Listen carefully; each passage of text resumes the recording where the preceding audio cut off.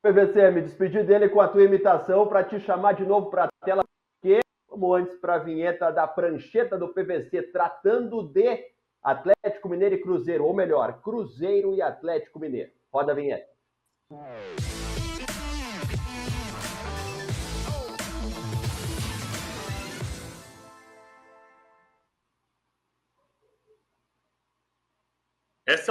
Essa aqui é a movimentação básica do Cruzeiro, que vinha jogando com o Matheus Pereira nessa função aqui de falso 9. Então ele voltava, como disse o Edu, ele fazia um losango de meio campo com o Matheus Pereira aqui.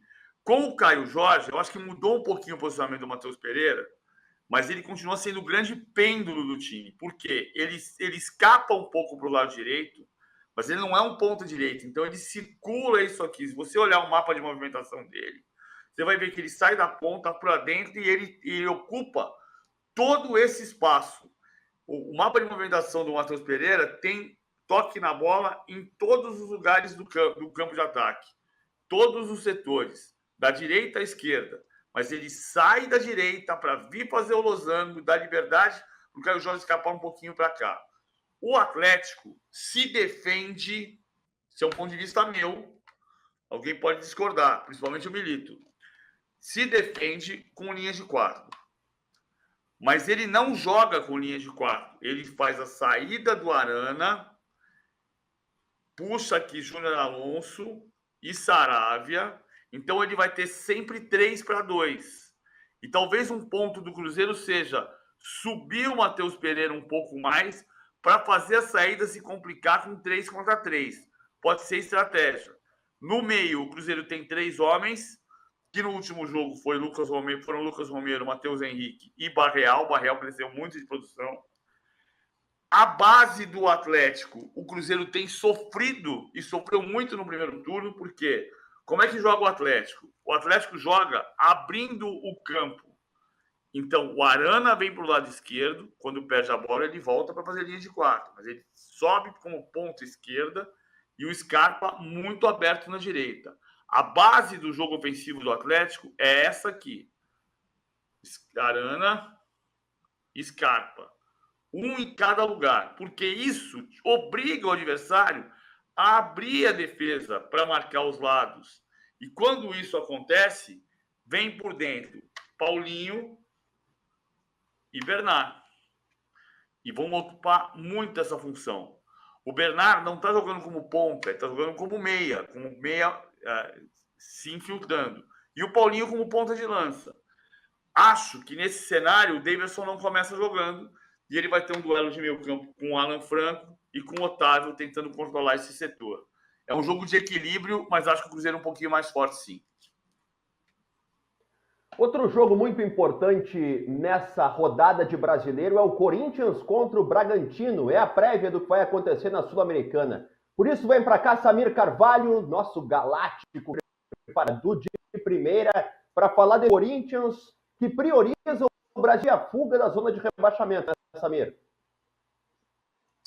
Bom dia, Marinho, PVC. Desculpa quem nos acompanhando de primeira. Isso mesmo, o Corinthians prioriza o Campeonato Brasileiro, não pode ser diferente, está na zona do rebaixamento e tem um jogo muito difícil contra o Red Bull Bragantino, o Timão com força máxima, né? Com exceção, claro, ao Alex Santana, que vai ficar aí cerca de 3 meses afastado por causa de lesão, ô Marinho. E o que se espera em relação ao ambiente, Samir, desse jogo? O Corinthians vai focado total do Z4?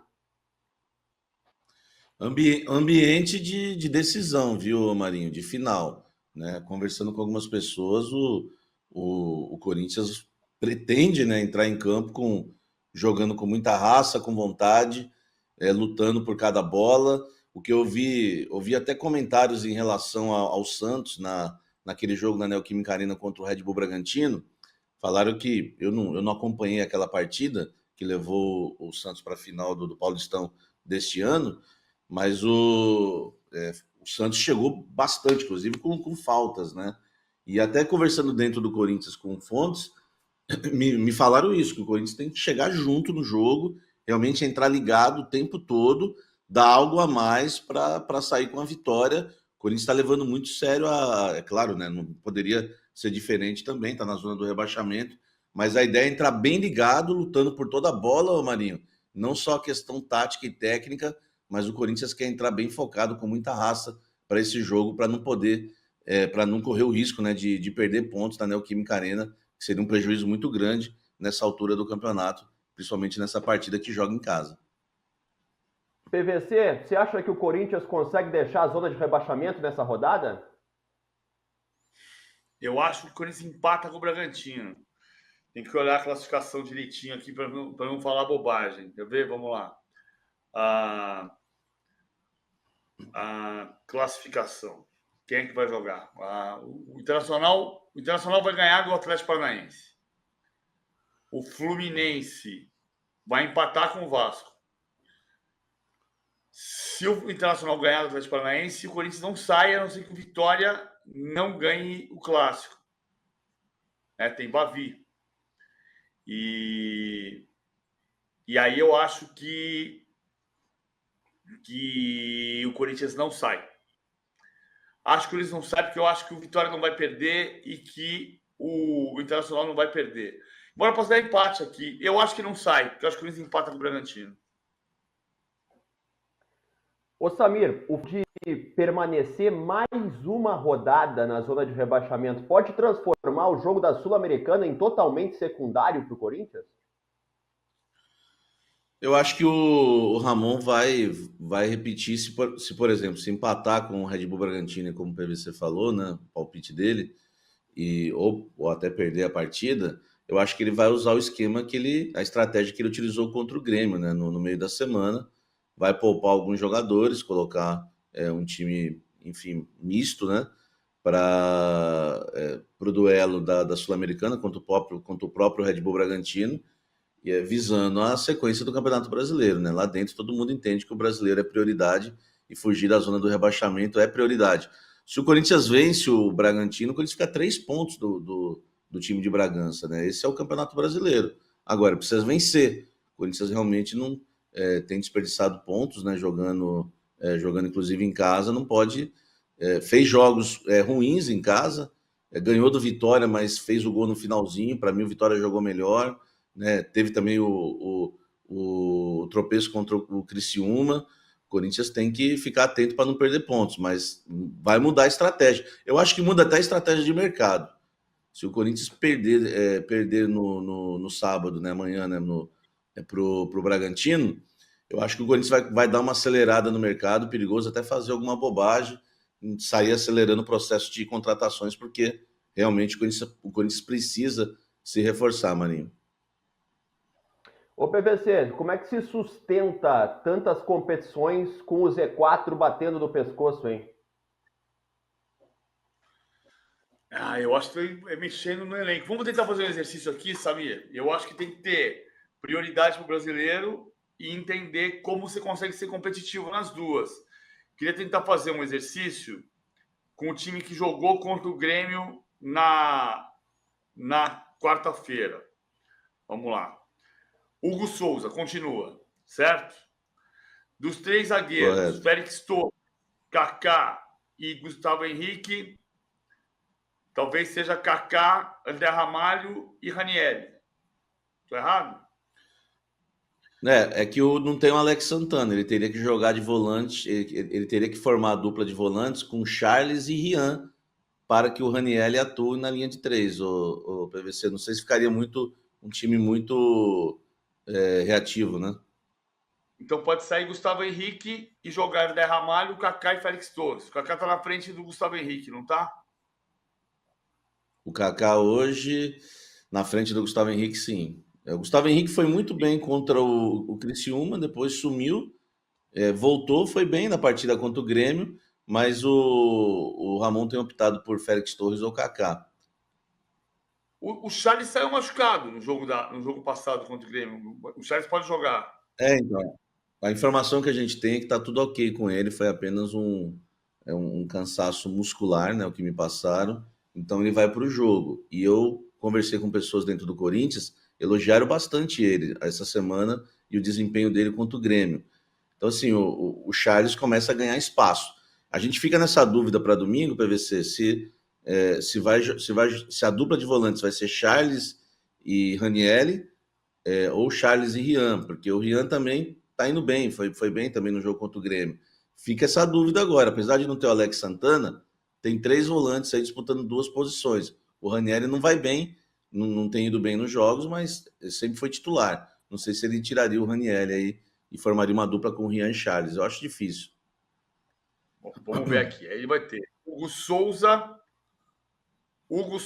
Kaká, André Ramalho, Félix Torres. Aqui ele mudou em relação ao jogo passado. Fagner. Você acha que ele entra com linha... O PVC, você acha que ele entra com linha de 3? Ou ele entra só com 2 zagueiros e põe o Ranieri para, de vez em quando, encaixar ali? Naquele 4-1-4-1 que ele faz.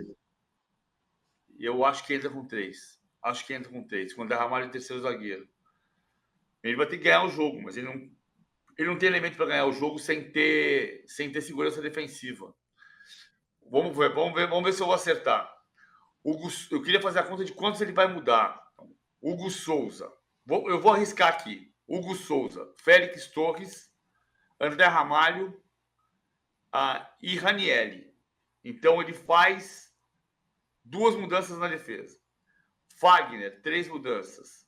Charles, Rian e Hugo, 4 mudanças. Garro, 5 mudanças. Giovani, 6 mudanças. E Romero. Ele mexe metade do time. E aí ele ganha um time com fôlego, com estofo, para tentar combater o Bragantino fisicamente. E o Bragantino não está bem. O Bragantino não tem a firmeza que tinha no ano passado.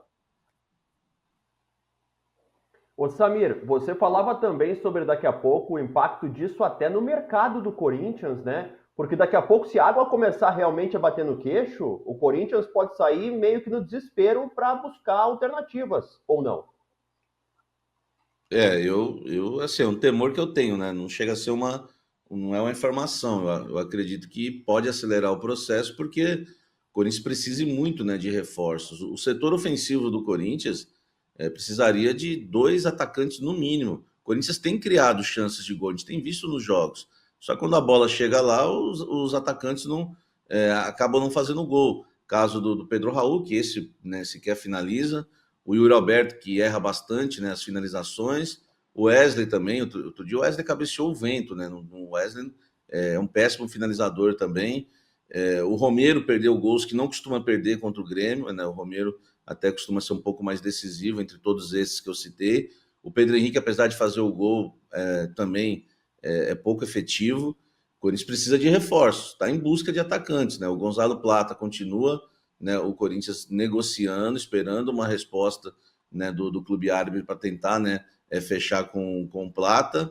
O Michael, o Corinthians descartou, aí não fez loucuras, Marinho. Lembra que eu trouxe aqui os valores absurdos do Michael?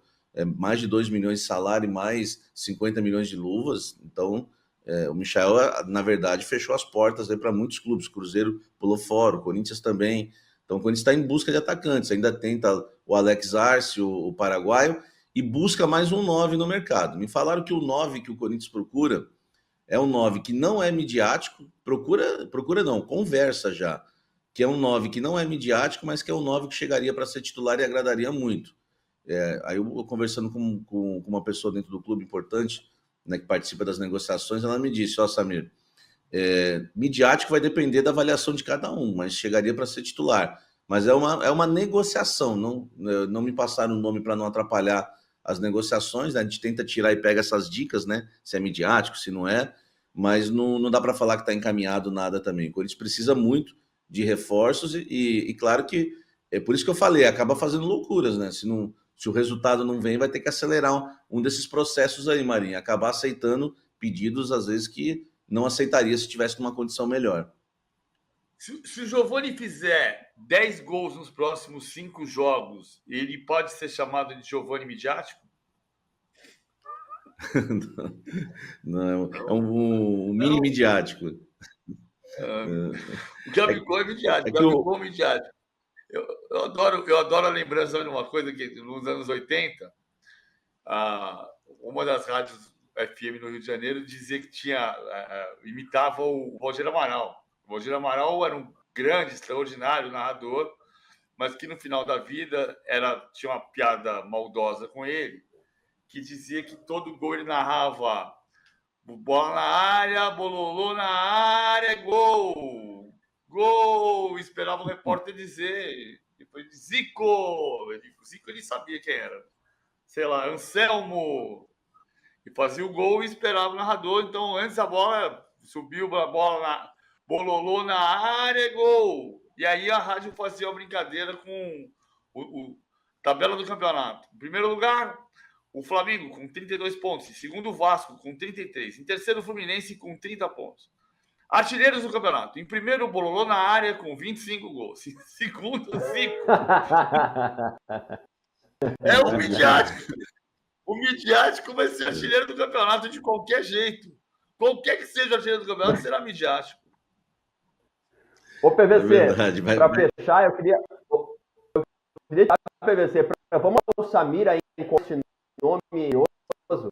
O precisa mais centroavante clássico daqui, alto, forte, que passa bola aérea, ou de um ataque de movimentação? Eu acho que precisa mais de um atacante de movimentação. Até porque o alto, forte já está lá, né? O Pedro Raul. Custou 25 milhões de reais. Mas esse não serve, né, PVC? Esse aí vai irritar o Samir, né, PVC? Queres irritar o Samir. Alto, forte, bonito e custou 25 milhões de reais. E não é midiático. Só falta Imagina. E ainda faz harmonização facial para ficar mais bonito ainda. Senhores, eu tenho que me despedir de vocês, tenho que me despedir de quem está nos assistindo, porque olha só, está chegando ao fim o de primeira de hoje. Perdão pela minha condição de internet, eu vou resolver esse probleminha que a gente tem de vez em quando por aqui. Informando o seguinte, ó, Alemanha 1, Espanha 0, futebol feminino lá em acabou o jogo, bronze para as alemãs e a goleira alemã defendeu um pênalti no último lance do jogo. Então a Espanha, que falou que o Brasil não joga futebol, ficou até sem a medalha de bronze. O destino é uma coisa linda, a volta a esse mundo. Diga, PVC. E a árbitra de vídeo é a Daiane Muniz, escalada pelo John Textor.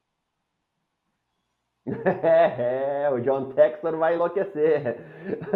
Samir, obrigado. Este foi o de primeira dessa feira. Sextou. Por semana, a gente volta segunda-feira às 11. Tchau.